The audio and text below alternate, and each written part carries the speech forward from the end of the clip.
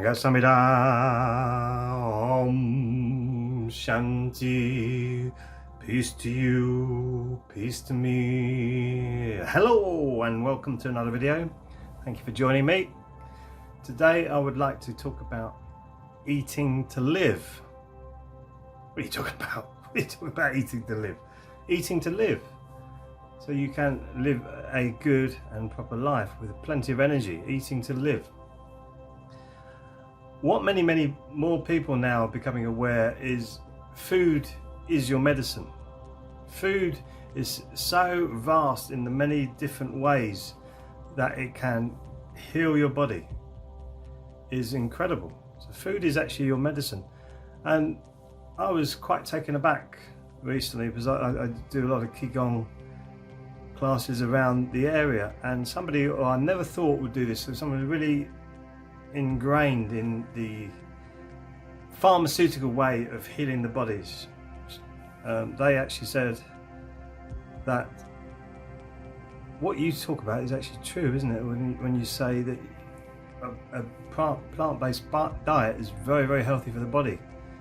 And she now heard on the mainstream, which is really brilliant, that people are turning around cancer when they go to a completely plant-based diet. There was a program I saw on Gaia recently called Transcendence, when a guy was diagnosed with bowel cancer, and they were talking about cutting bits out, but they said it's gone too far, so they're going to start the chemotherapy. He researched into chemotherapy, realizing that that's just going to completely poison the whole of his body. Everybody's going to get poisoned. So he was so scared by the doctor saying, well, if you don't do this treatment, then nothing's going to work, you're going to die, you're going to die. You know, nice, thank you, doctor. Jeez. You're going to die, you're going to die. So he was all ready to go to the chemotherapy session, he had it all booked up, and then at the last minute, thank goodness, he said, no, I'm going to try something else. So he went to a 100% raw food diet. Raw food, everything is absolutely 100% natural and raw and organic. And guess what? The cancer went into remission and now is out of his body. And I'm so happy to say, 15, 16 years later, he's got like a 12-year-old daughter and a 13-year-old daughter, I think it is. And he looks like healthy, man. I mean, really glowing, healthy, looking fantastic, because he went from a plant-based diet. So when I'm saying eating to live, I'm meaning eating food that helps you to live properly. All this stuff that's in all the food is incredible.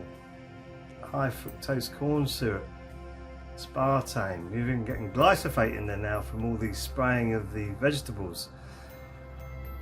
Oh, and we're wondering why we're becoming rapidly the sickest species on the planet. Is because we're we are the only species on the planet that doesn't really eat to live. We eat for entertainment, and we're passing that on to our pets now, who are having many of the same ailments that we're having because of the garbage that's being fed into them.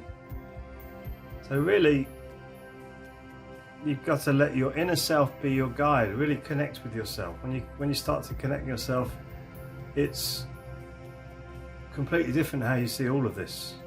You see this body just as a vehicle. It's not you, it's a vehicle for you to actually experience this 5 sense reality. That's all it is.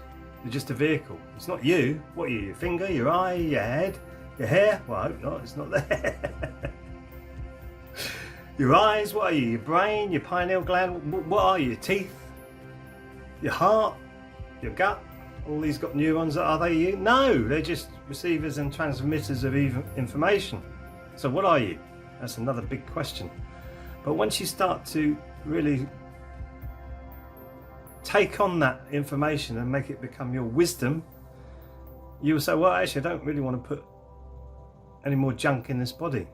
I'm not saying become like a monk or a nun, where you just eat a tiny bit of vegetable, lettuce leaf and a whatever, tomatoes, and that's it, all you eat all day, and you sit there praying all day. No.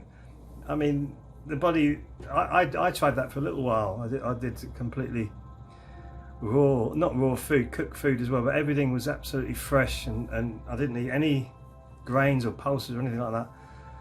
And my goodness me, did I become very light. I became felt very good. But then when I ate something, so I went to somebody's house, I ate something that wasn't quite in my diet, and then it hit me for 6, and I thought, well, that's not quite right. So you should be able to eat stuff, not high fructose corn syrup or anything ridiculous like that, but like a cake or something like that. Oh my goodness me, it's too heavy. So I've learned to monitor my diet through myself. And then when my wife and I were talking about Shim Sung, we took Shim Sung, and after we became staff at Shim Sung, which is a training session at Body and Brain, we became vegans like that.